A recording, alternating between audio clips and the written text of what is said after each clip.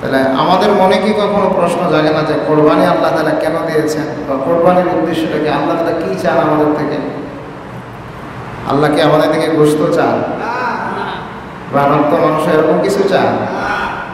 আসলে কোরবানি দেওয়ার উদ্দেশ্য কি? মানে আমাদেরকে কোরবানি কি শিক্ষা দেয়?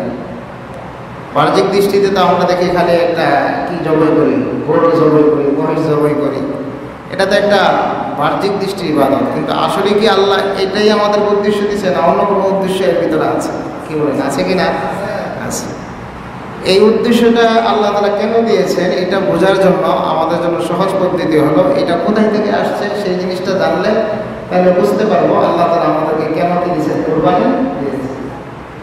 বড় লোকরা তো তাদের টাকা আছে, হাট থেকে বড় বড়, হাট থেকে বড় বড় কোরবানিটা কিনে।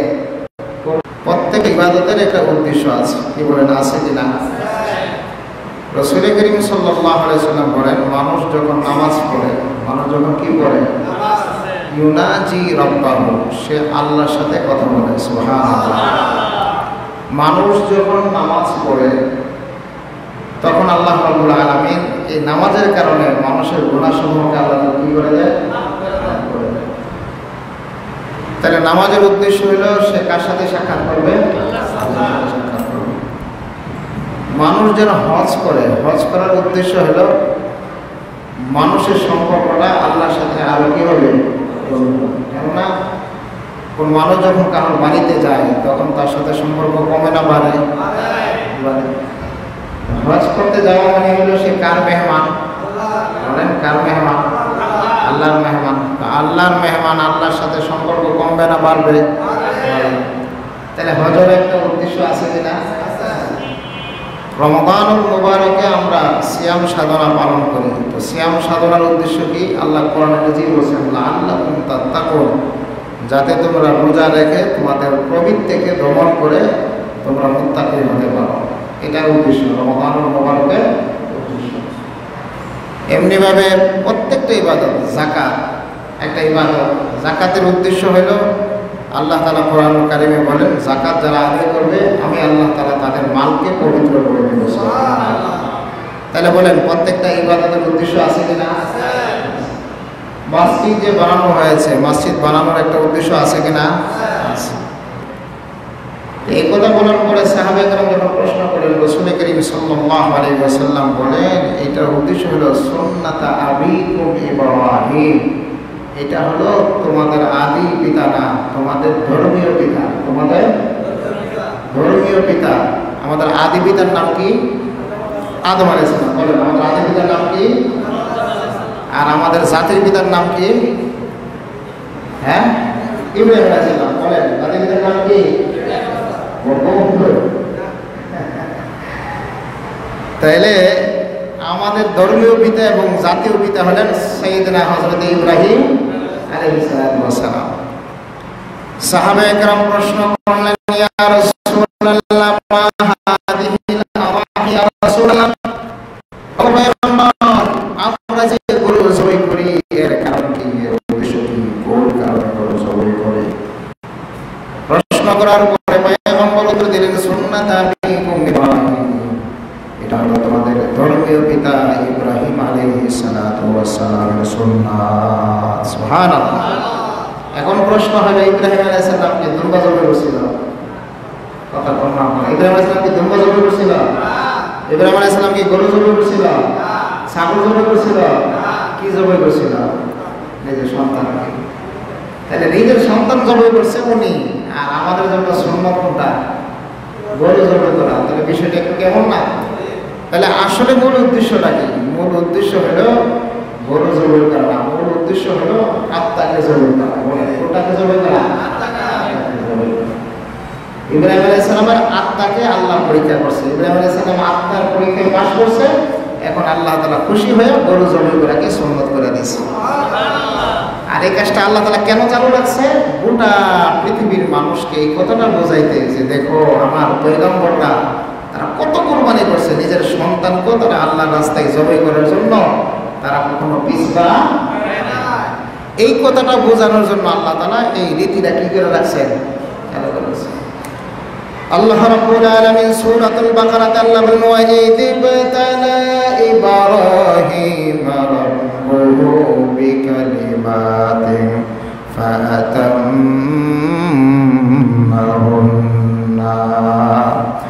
আল্লাহ বলেন আমি ইব্রাহিমকে একটা পরীক্ষা নয়, দুইটা পরীক্ষা নয়, আমি ইব্রাহিমকে অনেক অনেক পরীক্ষা করেছি। যতগুলো পরীক্ষা আমি ইব্রাহিমকে করেছি, ইব্রাহিমের জন্মের পর থেকে মৃত্যুর আগ পর্যন্ত আমি একাধিক পরীক্ষা আমি ইব্রাহিমকে করেছি। ইব্রাহিম সকল পরীক্ষায় পাশ করেছে। একথা কে বললেন? আল্লাহ বলেন আমি ইব্রাহিমকে একটা পরীক্ষা করছি না, শুধু সন্তান দিয়ে যে পরীক্ষা করছি জবে করে এটা না, বরং পরীক্ষা আমি চালাই গেছি। তাকে জন্ম হওয়ার পর থেকেই তার উপর পরীক্ষা শুরু হয়েছে। কেননা আমি তার মনোনীত বান্দা বানাবো। আর আপনি একজন মানুষকে আপনার দোকানের দায়িত্ব দিবেন, আপনি কাছে নেবেন, তাকে কি আপনি যাচাই করবেন না? কথা বলেন না, যাচাই করবেন কি না? আল্লাহ তাআলা বলেন আমি যেহেতু ইব্রাহিমকে আমি আমার মনোনীত বান্দা বানাবো, তাহলে আমি তার পরীক্ষা করবো না? চলেন তার পরীক্ষাগুলো কি কি আমরা দেখি। যেহেতু আল্লাহ বলছেন তার শুরু থেকেই পরীক্ষাগুলো করছে। 1 নম্বর পরীক্ষা দেখেন, সে যখন জন্ম হয়েছে, যেই পরিবেশে তার জন্ম হয়েছে, পরিবেশটা কি তার অনুকূলে ছিল না প্রতিকূলে ছিল? মানে তার কিভাবে বোঝাবো, মানে এটা কি তার পক্ষে ছিল না বিপক্ষে ছিল? তাইলে সেই যে জন্মটা হয়েছে, জন্মটা আসলে একটা বৈরী পরিবেশ ছিল। যেই পরিবেশটা ছিল খুবই মারাত্মক একটা পরিবেশ। তখনকার মানুষ মূর্তি পূজা করত, তখনকার মানুষ সূর্য পূজা করত, তখনকার মানুষ চন্দ্র পূজা করত, নক্ষত্রের পূজা করত। আর শক্তিধর ছিল নমরুদ, আর নমরুদ ঘোষণা করছে আমি হলো তোমাদের রব। তাহলে পরিবেশটা খুব একটা জঘন্যতম পরিবেশ ছিল। তো ওই পরিবেশ থেকে আল্লাহকে চেনা সহজ না কঠিন? বলেন বলেন, সহজ না কঠিন? ফালাম্মা রাআ আশ-শামসা বাযিগাতান ক্বালা হাযা রাব্বি হাযা আকবার। আল্লাহ বলেন পয়গম্বর ইব্রাহিম যখন চন্দ্রকে তার উজ্জ্বল আলোয় যখন দেখতে পেল, সূর্যকে যখন দেখতে পেল, চন্দ্রের চেয়ে সূর্যের আলো কম না বেশি? যখন সূর্যকে সকালবেলা যখন সূর্য উঠলো আর সূর্যকে যখন দেখলো, হযরত ইব্রাহিম আলাইহিস সালাতু ওয়াস সালাম বললেন হাদা রাব্বি হাদা আকবার, এটাই মনে হয় আমার রব, এটাই তো সবচেয়ে বড় মনে হয়, এটাই মনে হয় বড় রব। ফালাম্মা আফালাত ক্বালা ইয়া কওমি ইন্নী বারীউম মিম্মা তুশরিকুন। যখন সন্ধ্যায় ঘনিয়ে আসলো, সূর্য যখন আলো নিস্তেজ হয়ে গেল, সূর্য যখন ডুবে গেল, তখন পয়গম্বর ইব্রাহিম বলেন না না, এটা আমার রব হতে পারে না। কেননা যে রব হবে সে কখনো অদৃশ্য হতে পারে, আমাদের চোখের সামনে থেকে চলে যেতে পারে না, এবং সে নিস্তেজ হতে পারে না। তাহলে বোঝা গেল একজন রব অবশ্যই আছে। পয়গম্বর ইব্রাহিম তার রবের সন্ধানে নিজেকে নিজে বেকুল, সব সময় চিন্তা করেন কে বানিয়েছেন। তার বাবাকে প্রশ্ন করলেন, বাবা আপনি বলেন তো দেখি এই পৃথিবী কে বানিয়েছে? একজন তো বানানোওয়ালা আছে, কিন্তু বাবাও তো উত্তর দেয় না। বাবা তো বলে নমরুদ বানাইছে, নাউজুবিল্লাহ। পয়গম্বর ইব্রাহিম চিন্তায় পড়ে গেলেন। আল্লাহ রাব্বুল আলামিন বলেন, তার অন্তরে আল্লাহ তাআলা ঢেলে দিলেন। আল্লাহ বলেন ইব্রাহিম তুমি চিন্তা করে তোমার ব্রেন খাটে, তুমি আমি আল্লাহকে খুঁজে পাবা না। তুমি তোমার মাথাকে নত করে দাও, আমি আল্লাহ তোমার অন্তরে আমি আল্লাহর পরিচয় ঢুকিয়ে দিব। ইদ ক্বালা লাহু রাব্বুহু আসলিম ক্বালা আসলামতু লিরাব্বিল আলামিন। আল্লাহু আকবার বলেন। পয়গম্বর ইব্রাহিম সাথে সাথে বললেন ইন্নী ওয়াজ্জাহতু ওয়াজহিয়া লিল্লাযী ফাতারাস সামাওয়াতি ওয়াল আরদ ওয়াল্লাহ। আমি ওই রবের দিকে আমি আমার চেহারাকে ফিরে নিলাম, যিনি এই নবমণ্ডল ভূমণ্ডলকে সৃষ্টি করেছেন। কে করেছেন বলেন? আল্লাহ। পয়গম্বর ইব্রাহিম বলেন আমি তোমার দিকে আমার চেহারাকে ফিরিয়ে নিলাম, আমার কোনো চিন্তা নাই, গবেষণা নাই, আমি তোমার দিকে চেহারাকে ফিরিয়ে নিলাম। আর আমি মুশরিকদের থেকে মুক্ত হয়ে গেলাম, আমি তোমার কাছে সারেন্ডার করে ফেললাম। এবার তুমি তোমার পরিচয় আমার অন্তরে দিয়ে দাও। সুবহানাল্লাহ। পয়গম্বর যখন সারেন্ডার করে ফেললেন, আল্লাহ তাআলা আওয়াজ দিয়ে বললেন وكذلك نري إبراهيم ملكوت السماوات والأرض আল্লাহ তাআলা বলেন পয়গম্বর ইব্রাহিম যখন আমার সামনে সিলিন্ডার করে ফেললো আমি আল্লাহ রাব্বুল আলামিন নিজে আমার পরিচয় পয়গম্বর ইব্রাহিমকে দিয়ে দিলাম। ইব্রাহিম যখন এখন পয়গম্বর যখন আল্লাহর পরিচয় পেয়ে গেল এখন ইব্রাহিম সাথে সাথে বলেন কুল ইন্না সালাতি ওয়া নুসুকি ওয়া মাহইয়ায়া ওয়া মামাতি লিল্লাহি রাব্বিল আলামিন। ওয়া নুসুকি এবং কুরবানি ওয়া মাহইয়ায়া এবং আমি আমার জীবিত থাকা ওয়া মামাতি আমার মৃত্যু সব কিছু কার জন্য জোরে বলেন। তাহলে বোঝা গেল আমাদের হায়াতটা কার জন্য বলেন? বউ বাচ্চার জন্য, দুনিয়া কামাইয়ের জন্য? আল্লাহ বলেন এই সব কিছু হলো একমাত্র আমি আল্লাহর জন্য। সাহাবায়ে কেরাম এই আয়াতটা ভালো করে অনুধাবন করেছিলেন, পয়গম্বর এই আয়াতটা ভালো করে অনুধাবন করেছিলেন, বুঝতে যারা সক্ষম হয়েছিলেন এই জন্য তাদের জীবনের সব কিছু তারা আল্লাহর জন্য অগাধে বিলীন করে দিতে, তারা কোনো কার্পণ্য করতেন না। কেন? এই আয়াতটা বুঝতেন যে আমাদের জীবন, আমাদের হায়াত, আমাদের মৃত্যু, আমাদের যা কিছু আছে যাবতীয় সব কার জন্য? আরো জোরে বলেন কার জন্য? আল্লাহ। পয়গম্বর হযরত ইব্রাহিম আলাইহিস সালাম প্রথম পরীক্ষায় পাস করেছেন। আল্লাহ খুশি হয়েছে। পয়গম্বর ইব্রাহিম তার প্রথম পরীক্ষায় পাস করেছে, বালক বয়সে সে তার রবকে খোঁজা শুরু করলো। আল্লাহর কাছে পছন্দ হয়েছে কিনা? আল্লাহ তাআলা বলেন ওয়া কাযালিকা নুরি ইব্রাহিম মালাকুতাস সামাওয়াতি ওয়াল আরদ। এখন ইব্রাহিম আলাইহিস সালাম যখন আল্লাহর পরিচয় পেলেন, এখন কৈশোরে যখন পৌঁছলেন তখন নতুন আরেকটা অধ্যায় ইব্রাহিম আলাইহিস সালামের শুরু হয়ে গেল। পরীক্ষার পর পরীক্ষা, পরীক্ষার পর পরীক্ষা। ইব্রাহিম আলাইহিস সালাম যখন কৈশোরে পদার্পণ করলেন, ইব্রাহিম আলাইহিস সালাম তার বাপকে বলে এই আব্বা আপনারা এগুলা কি করেন? মা হাযিহি তামাসিল, এই সমস্ত মূর্তিগুলা কি?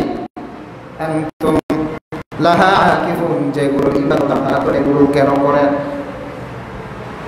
ইব্রাহিম আলাইহিস সালাম তার বাপকে ডাক দিয়ে বলেন আফালা ইয়ারাউনা আল্লাহ ইয়ারজিআ ইলাইহিমুল কাওলা, আপনি কি দেখেন না এই সমস্ত মূর্তিগুলো আপনাদের কথা শুনে না? কি বলেন? শুনে। ওয়ালা ইয়াদুররু লাহুম, এবং তারা তো আপনাদের কোনো ক্ষতিও করতে পারে না, তারা আপনাদের কোনো উপকারও করতে পারে না। তাহলে এই সমস্ত মূর্তিগুলোকে কেন আপনারা তাদের পূজা করে? এই সমস্ত তখনও কিন্তু তিনি নবী হন নাই, তখনও কি হন নাই, তখনও তিনি নবুয়ত পান নাই, কিন্তু আল্লাহর পরিচয় পেয়েছেন। আল্লাহর পরিচয় পাওয়ার পরে যখন কৈশোরে পদার্পণ করলেন তখনই ওনার বাবাকে বললেন মা হাযিহি তামাসিলুল্লাতী আনতুম লাহা আকিফুন, এইগুলোর ইবাদত আপনি কেন করেন? কেননা এগুলো তো আপনাদের কোনো উপকারও করতে পারে না। আরে আপনাদের দূরের কথা, আপনারা যে খাবার তাদের সামনে পেশ করে, তাদের সামনে থেকে যদি একটা মাছি যদি খাবার নিয়ে যায়, ওই মাছিকে সরানোর ক্ষমতা তো তাদের নাই। মাছি সরানোর ক্ষমতা তাদের নাই, তাদেরকে আপনারা কিভাবে রক্ষণা করেন? আবু জাহেলের একটা ঘটনা আছে। আবু জাহেল মূর্তি নিয়ে একদিন রওনা করছে, তার বাড়িতে যাবে। মধ্যপথে এসে সেটা তার প্রস্রাব দিচ্ছে, মূর্তি রেখে গেছে প্রস্রাব করতে, এদিকটা কুকুর আয় মূর্তির উপর প্রস্রাব করে দিচ্ছে। আবু জাহেল রাগে এই মূর্তি আছাড় দিয়ে ভাঙিয়ে নিয়েছে। ও যে নিজেরে বাঁচাইতে পারে না, হ্যাঁ আমারও কিভাবে বাঁচাইব?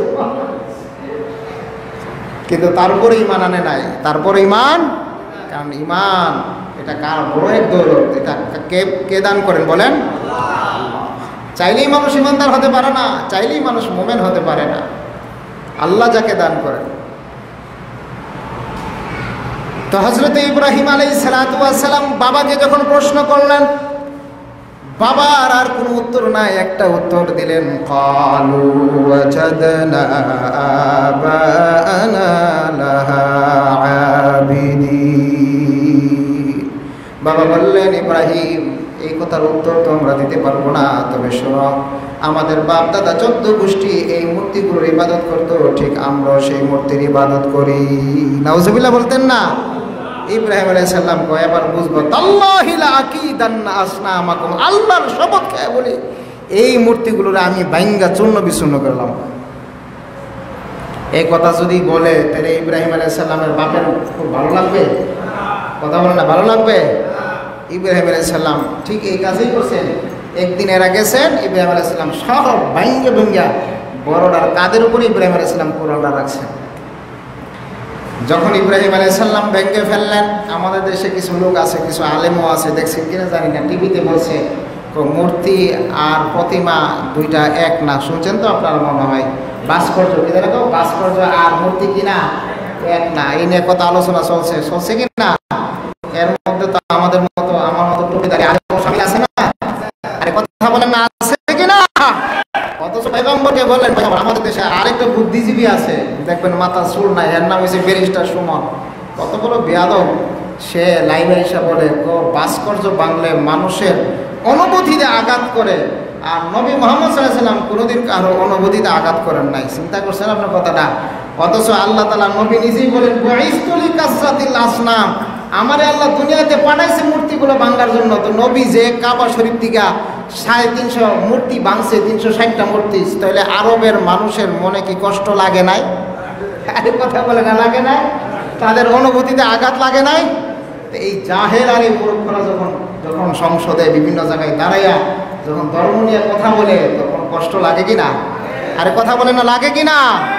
এরা তো ধর্ম নিজের মতো ব্যবহার করতে চায়। আল্লাহ আমাদেরকে ভোজদান করে, সকলে বলে আমিন। হযরত ইব্রাহিম আলাইহিস সালাম ভাঙ্গা শূন্য বিশূন্য করে ফেলেছে, লম্বা ঘটনা। ভাঙ্গার পরে এখন তারা আয়েশা বলে, এই কাজ কে করছে? ক্বালু মান ফাআলা হাদা বিআলিহাতিনা ইন্নাহু লামিনাল যালিমিন। লম্বা ঘটনা। তারা যখন ফিরে আসলো, আয়েশা দেখে তাদের মূর্তিগুলোকে ভেঙ্গে চূর্ণ বিচূর্ণ করে ফেলা হলো। এখন একজনকে আরেকজন প্রশ্ন করো, মান ফাআলা হাদা বিআলিহাতিনা, এমন এই জঘন্যতম কাজটা কে করছে? আমাদের মূর্তিগুলোকে ভেঙ্গে চূর্ণ বিচূর্ণ করে দিয়েছে, এটা তো বড় খারাপ কাজ। কিছু মানুষ বলল ক্বালু সামি'না ফাতান ইয়াযকুরুহুম ইউক্বালু লাহু ইব্রাহিম। কিছু লোক বলল হ্যাঁ, আমরা শুনেছিলাম ইব্রাহিম এই কথা বলেছিল, যে আমি ভেঙে গেলাম। কে বলছিলাম? তারা চিন্তা করলো এখন ইব্রাহিমকে ডাকে আনো, এগুলো হলো ইব্রাহিমের উপর পরীক্ষা। এখন তারা ইব্রাহিমকে, আমি সংক্ষিপ্তভাবে বলি, ইব্রাহিমকে ডেকে আনা হলো। ইব্রাহিমকে প্রশ্ন করলো, ইব্রাহিম আনতা ফাআলতা বিহাদা বিআলিহাতিনা ইয়া ইব্রাহিম, ইব্রাহিম এই মূর্তিগুলোর সাথে কাজ করে বসে এগুলোকে তুমি বসো নাকি? ইব্রাহিম আলাইহিস সালাম এখন বললেন, বাবা আমারে কেন প্রশ্ন করেছো? যাদেরকে তোমরা খোদা মানো, যাদেরকে তোমরা ডাকো তোমাদের রিজিক দাতা হিসাবে, যাদেরকে মানো তোমাদের উপকার করবে, তোমাদের ক্ষতি করবে না, যাদেরকে তোমরা সব কিছু বিশ্বাস করো, আমারে না জিগাইয়া এই মূর্তিগুলোর জিগাও, আমারে জিগাও করে এই মূর্তিটারে জিগাও। কি বলেন? এই কথাটা শোনার পরে ভালো লাগবে? কথা বলে না, ভালো লাগবে?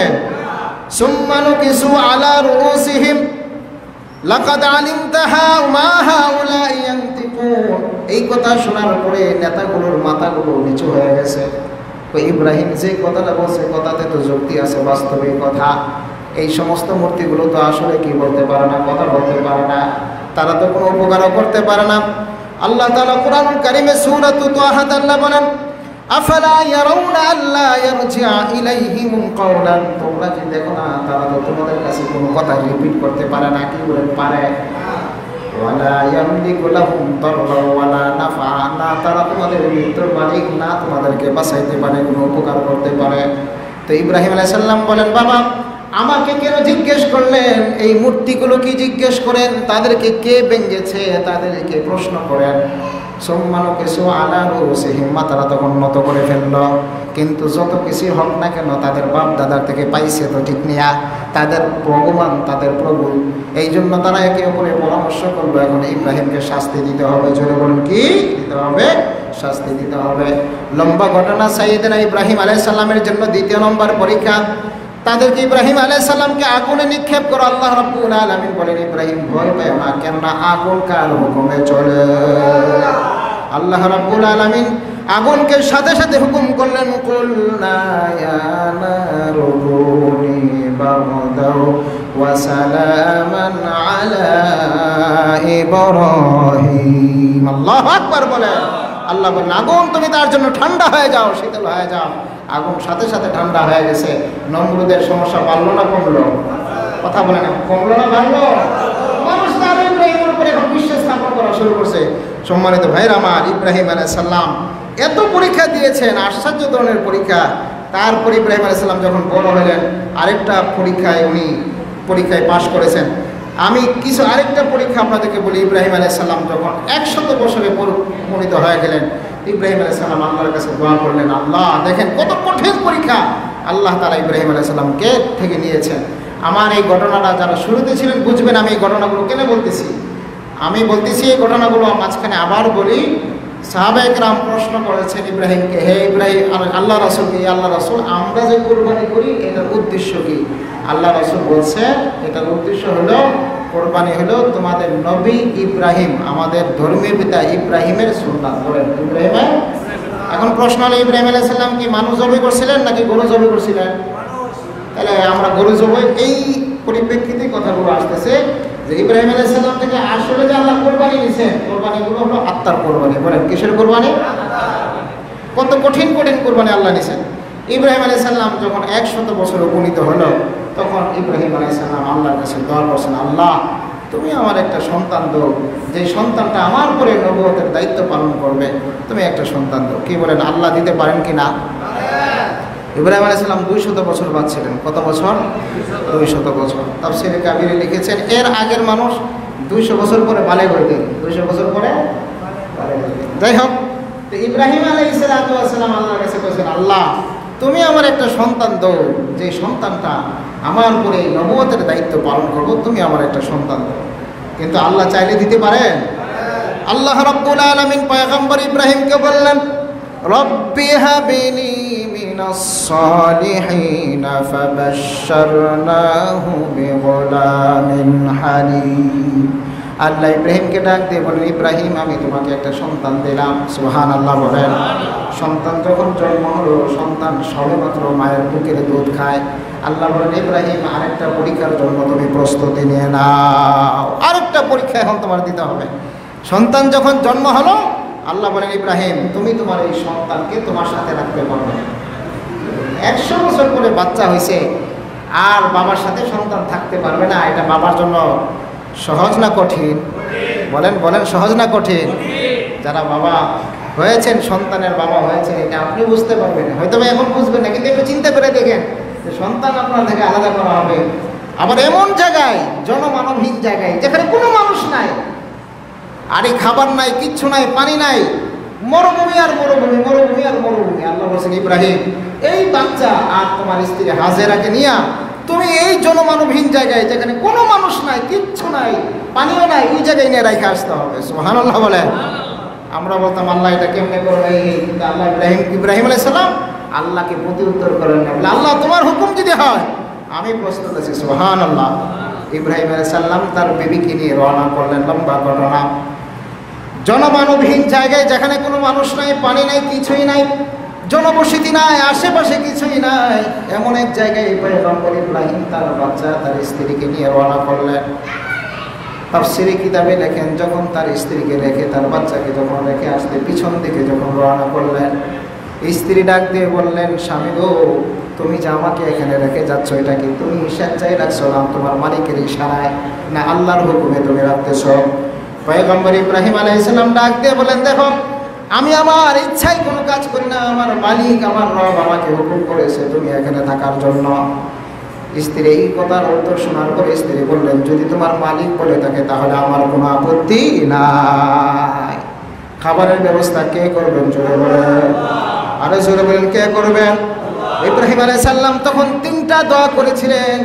সন্তানকে যখন রেখে এসেছেন তখন আল্লাহর কাছে 3টা দোয়া করেছিলেন। 1 নম্বর দোয়া হলো, আল্লাহ গো আমি আমার সন্তানকে এমন একটা বিগাইরি জি জারইন ইনদা বাইতিকাল মুহাররাম, এমন একটা জায়গায় আমি আমার সন্তানকে রেখে যাচ্ছি যে জায়গার আশেপাশে কোনো মানুষ নাই, কিছু নাই, তুমি আমার ছেলে সন্তানের তুমি আমার সন্তান এবং স্ত্রীর দায়িত্ব গ্রহণ করো।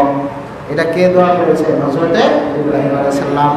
2 নম্বর দোয়া করেছেন, রব্বানা লিয়ুকিমুস সালাতা ওয়াল্লাহ, আমি তো আমার সন্তানকে ছেড়ে চলে যাচ্ছি, জানি না আমার সন্তানটা তো আস্তে আস্তে বড় হবে, আমার এই সন্তানকে তুমি নামাজি বানায়ো। সুবহানাল্লাহ। 1 নম্বর দোয়া, আল্লাহ আমার সন্তানকে কি বানাইবা? জোরে বলেন, নামাজি বানাইবা। 2 নম্বর দোয়া বলেন, ফাজআল আফইদাতাম মিনান নাসি তাহদি ইলাইহি, প্রভু আল্লাহ আমি এমন এক জায়গায় রেখে যাচ্ছি যেখানে কোনো মানুষ নাই, তুমি এখানে মানুষের ব্যবস্থা করে দিও। আর তৃতীয় নম্বরে দোয়া করলেন ওয়ারযুকহুম মিনাস সামারাত, তাদের জন্য তুমি খাবারের ব্যবস্থা করে দিও। এগুলো আল্লাহর দ্বারা সম্ভব কিনা? আরে কথা বলে না, সম্ভব কিনা?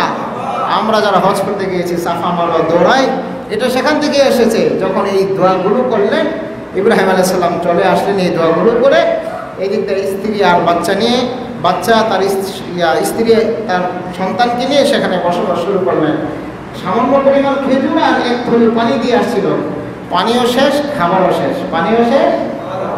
প্রচণ্ড গরম, যারা আরব দেশে ছিলেন তারা বুঝবেন যে মরুভূমিতে কী পরিমাণ গরম। আমরা হাদিসের কিতাবে পড়েছি, গরমের তাপ এত বেশি হয়, পাথরের উপরে যদি কোনো গোস্ত রাখা হয় তাহলে গোস্ত সিদ্ধ হয়ে যায়।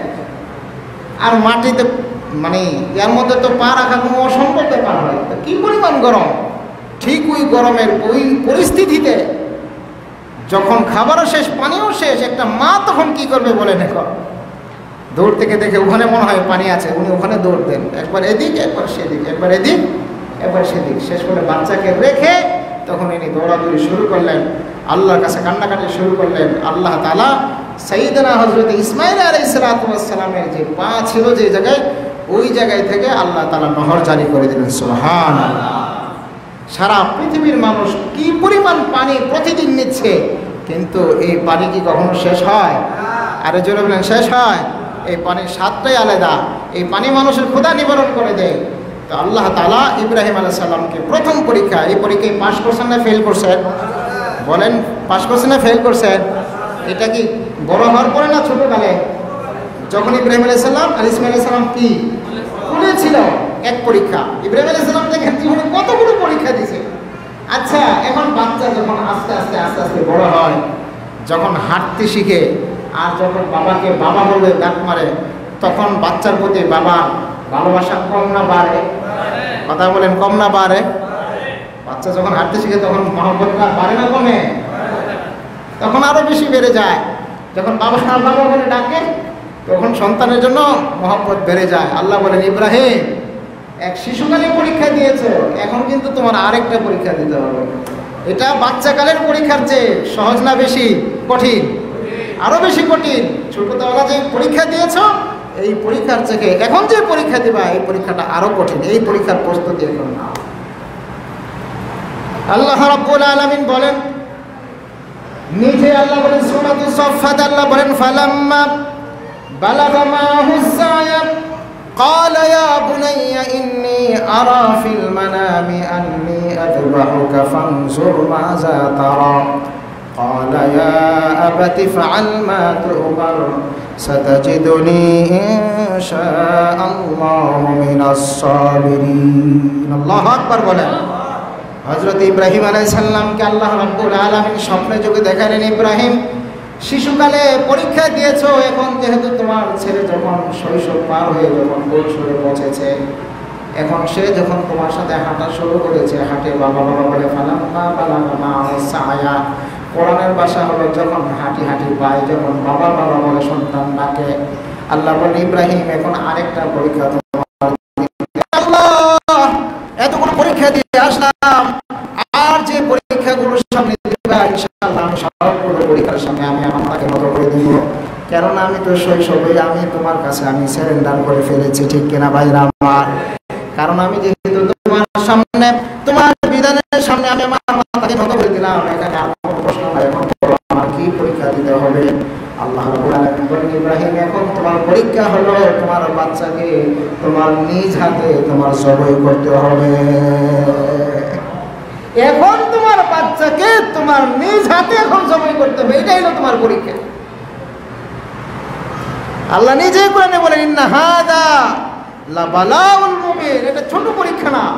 একটা বাবার জন্য পৃথিবীতে সবচাইতে বড় পরীক্ষা হলো নিজের সন্তানকে জবাই করে। এটা কি এত সহজ? কথা বলেন না, এত সহজ? ইসমাঈল আলাইহিস সালাম বাবার সাথে বাইতুল্লাহকে নির্মাণের কাজ শুরু করলেন। সন্তান যখন একটু বোঝা শুরু করলেন, ওই মুহূর্তে আল্লাহ বলেন, ইব্রাহিম এই পরীক্ষা তোমার না, আরো পরীক্ষা সামনে। এখন কি করতে হবে? তোমার বাচ্চাকে জবাই করতে হবে। ইব্রাহিম আলাইহিস সালাম বলেন, লাব্বাইক ইয়া আল্লাহ, যে কোনো হুকুম করবা, তোমার হুকুমের সামনে, তোমার ভালোবাসার সামনে আমি প্রস্তুত আছি। সুবহানাল্লাহ। এখন আমার সন্তানকে তো জিজ্ঞেস করা দরকার, কোন সন্তান তো এমনই হবে।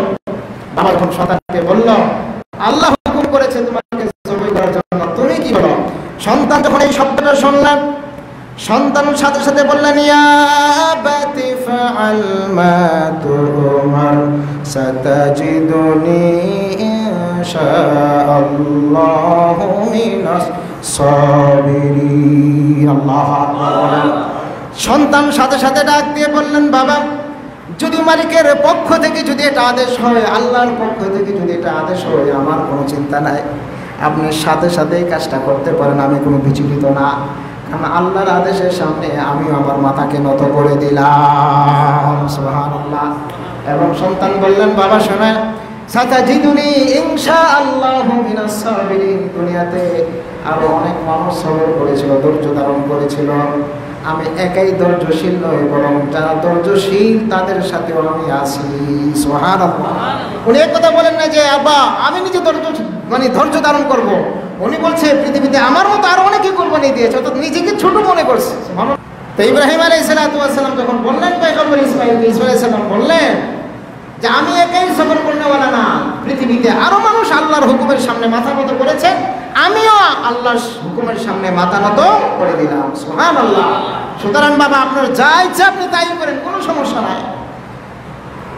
তবে আল্লাহ তাআলা কোরআনুল কারীমে বলেন ইসমাঈল আলাইহিস সালাম দুইটা শর্ত রেখেছেন। একটা হলো বাবা তুমি যখন আমাকে জবাই করবা আমাকে কিন্তু এরকম কাপ করে রেখো, ওয়াতাল্লাহু লিল জাবিন, মানে আমাকে সামনের দিকে আমার মুখটা রাখো না, কেন আমার সামনে যদি তুমি মুখ রাখো তাইলে তো তোমার চেহারা আমার চেহারাতে পড়ে যাবে, আর যদি চেহারায় পড়ে যায় বাবা সন্তানের ভালোবাসা যদি সেখানে বিন্দু পরিমাণ আল্লাহর আদেশের সামনে যদি মায়াটা একটু বেড়ে যায়, তাহলে তো আল্লাহর সামনে আমাদের ভালোবাসা আল্লাহর হুকুমটা ছোট হয়ে যাবে। সুবহানাল্লাহ। সাইয়েদনা ইসমাঈল বলেন ফালাম্মা আসলামা ওয়া তাল্লাহু লিল জাবিন, বাবা তুমি আমাকে কাঁধ করে শোয়াইবা। হযরত ইব্রাহিম আলাইহিস সালাম কাঁধ করে শোয়াইলেন। লম্বা ঘটনা, ইব্রাহিম আলাইহিস সালাম যখন সন্তানকে নিয়ে কাঁধ করে শোয়াইলেন, শোনার পরে যখন জবাই করার চেষ্টা করছেন, ছুরি চালাচ্ছেন, ছুরি কাটে না, ছুরি কাটার জন্য কার হুকুমের উপর মুহতাজ। আমরা তো মনে করি দাদা কূপ দিলেই কেটে যাবে, আল্লাহ যদি চান কাটবেন, আল্লাহ যদি না চান কাটবে না। সব কিছু কমে বলেন মালিককে জোরে বলেন।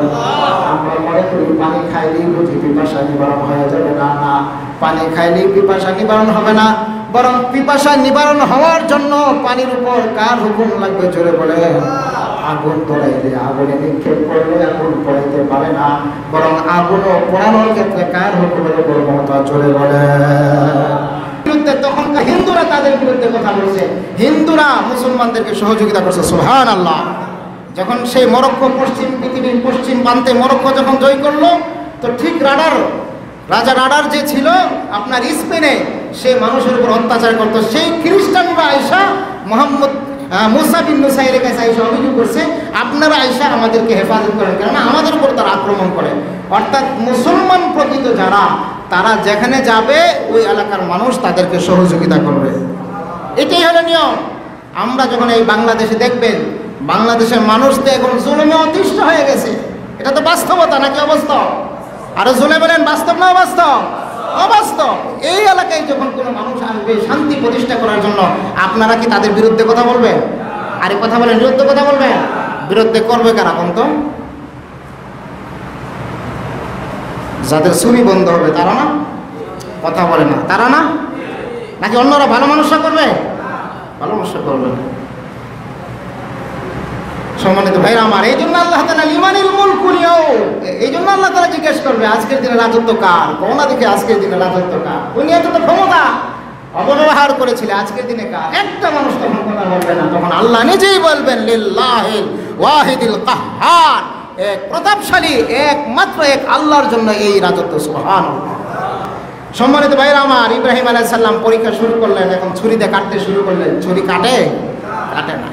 আল্লাহ রাব্বুল আলামিন ডাক দিয়ে বলেন ফানাদাইনাহু আইয়া ইব্রাহিম, আল্লাহ ডাক দিয়ে বলেন ইব্রাহিম তুমি কাদ সাদ্দাকতার রুয়া, কাদ সাদ্দাকতার রুয়া, আমি আল্লাহ তোমাকে যে স্বপ্ন দেখেছিলাম, যে হুকুম করেছিলাম হুকুমটা তুমি বাস্তবায়ন করেছ, সুতরাং তুমি আমার কাছে পাশ করে ফেলেছো। সুবহানাল্লাহ।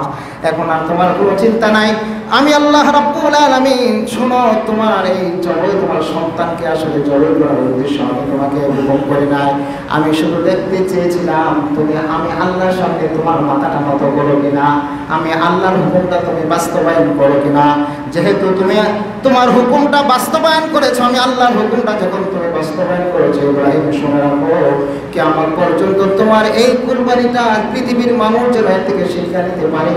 কিয়ামত পর্যন্ত আমি আল্লাহ তাআলা গোটা বিশ্ববাসীর জন্য এই কুরবানিটাকে আমি সুন্নাত করে দিলাম। তাহলে পয়গম্বর ইব্রাহিম আলাইহিস সালাম তো আসলে আত্মার কুরবানি দিয়েছেন, বলেন কিসের কুরবানি? আর আল্লাহ তাআলা আমাদের গরুর কুরবানি করতে দিয়েছেন। আসলে গরু কুরবানি করার উদ্দেশ্য না, আমাদের কুরবানির উদ্দেশ্য হলো আল্লাহ তাআলা আমাদের আত্মাটা দেখবেন আমি কেন কুরবানি করতেছি, বুঝতে পারছেন? এইজন্য আল্লাহ রাব্বুল আলামিন কোরআনুল কারীমে বলেন, লা ইয়ানালাল্লাহা লুহুমুহা ওয়ালা দিমাউহা ওয়ালাকিন ইয়ানালুহু তাকওয়া মিনকুম। আমি আল্লাহর কাছে তোমাদের ধন দৌলত রক্ত মাংস গোশত মোটা তাজা কিছু পৌঁছে না। আমি আল্লাহর কাছে পৌঁছে একমাত্র তোমাদের ইখলাস। তুমি কার জন্য কোরবানি দিচ্ছ? যদি আমি আল্লাহর জন্য দিয়ে থাকো, সেটা যতই ছোট হোক না কেন, যতই দুর্বল হোক না কেন, আমি আল্লাহর কাছে সেটার দাম অনেক বেশি। সুবহানাল্লাহ। কথাগুলো কি বুঝতে পেরেছেন? এই জন্য